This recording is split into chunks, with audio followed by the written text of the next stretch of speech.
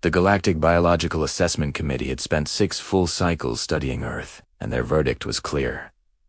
Humans were a joke. Physically, they were among the most pathetic species ever catalogued. Fragile calcium skeletons, puny single-chamber hearts, and no natural defenses to speak of, no armor. No venom, not even basic camouflage. The report practically wrote itself. They were classified as primitive, non-threatening, quarantine. Until further notice. But then, Dr. Zine, a brilliant Valorian xenobiologist, made a catastrophic error. She accidentally accessed Earth's public data networks. At the next committee meeting, her 3 vocal cords trembled as she spoke. Esteemed members, I believe we need to revise our assessment. I've discovered something they call the Olympics.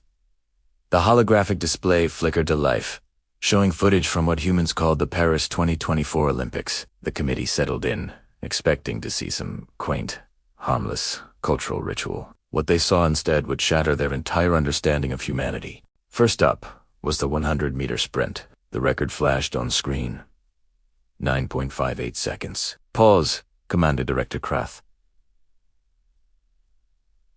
A towering Xenthorian administrator. His bioluminescent skin flickered with confusion. Dr. Zintari, your translation matrix must be broken. Does that really say this human traveled 100 meters in less than 10 of their time units? The translation is correct, Director, but that's nearly the sprint speed of a Cretaxian warform, Krath stammered. And Cretaxians are genetically engineered for combat with 4 legs. Humans have 2, Director, and this one was doing it for sport, not survival. A wave of unease rippled through the committee. They continued watching. Weightlifting. A human named Lasha Telakadze, 267 kilograms, that's over 580 pounds clean over his head. The Hixarian military consultant, Felanok, whispered, Director, that mass exceeds what our combat soldiers can lift, even with exoskeleton assistance. And look, his skeleton isn't even reinforced. It's the same fragile calcium frame we dismissed. They watched gymnastics as Simone Biles twisted and flipped through the air, defying gravity with forces that would snap the spine of most species. They saw swimmers like Michael Phelps, moving through water with an efficiency that rivaled fully aquatic beings. They witnessed the marathon, where humans ran for over 2 hours straight, a feat of endurance that most galactic species couldn't match even inside a vehicle. But it was the decathlon that truly broke their minds. 10 different events. Over 2 days. Running, jumping, throwing. These athletes pushed their bodies through a gauntlet of disciplines without any biological adaptation, without rest, without cybernetic enhancement. It was just pure training, willpower, and some kind of primal insanity that seemed to live in the human genome. Dr. Zintari brought up more data. Director, these are not their warriors. These are not their genetically enhanced soldiers. These are civilians who do this for recreation, for honor, for little metal discs they hang around their necks. That's illogical, Krath muttered. Why push themselves to these breaking points for symbolic rewards? Because they can, Zintari replied softly. Because for millennia, their own planet tried to kill them. So they learned to push back, and once they started, they never stopped. She then showed footage from their Winter Olympics. Humans launching themselves down icy tunnels at 140 kilometers per hour on tiny sleds, then something called the X Games.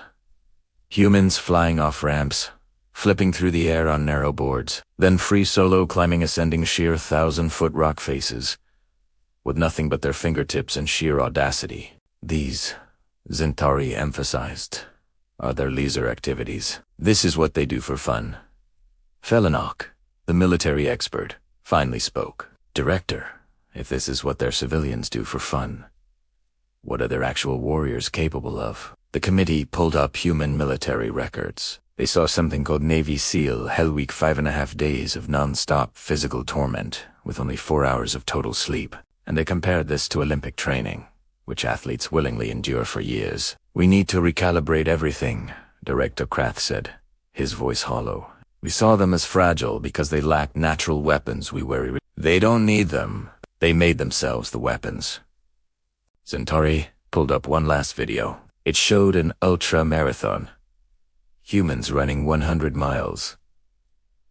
200 miles. Some ran for 24 hours straight. They even raced through a place called Death Valley, where temperatures exceeded 50 degrees Celsius, a climate that would kill most committee members in minutes. And humans did this voluntarily. Hundreds of them. Every year. Every year. Their planet tried to kill them for millions of years, Centauri explained. So they evolved to outlast everything. Then they got bored with just surviving and decided to see how far they could push before breaking. And director, she paused for effect. They haven't found the limit yet. The room was silent. Every species in the galaxy had biological walls, limits they couldn't cross. Humans seemed to treat those walls as mere suggestions. What's their secret? Felinok asked. Advanced genetics, hidden cybernetics. Spite, Centauri said, and something they call personal records. It's a species in constant, endless competition with its own potential. Director Krath stood, his decision made. Recommendation to the Council. Earth's quarantine status is to be maintained, but we're changing the classification. From what? Asked Centauri. From too primitive for contact to too dangerous for premature integration. He gestured at the screen, where a pole vaulter was launching herself 6 meters into the air with only a flexible stick. A species that does this for fun doesn't have limits. They have goals. And the universe should be very, very careful about getting in their way. The committee's vote was unanimous. Earth would remain isolated, not because humans were weak, but because they were terrifying. And they didn't even know it. Thanks for watching, and if you enjoyed this story, don't forget to like and subscribe for more.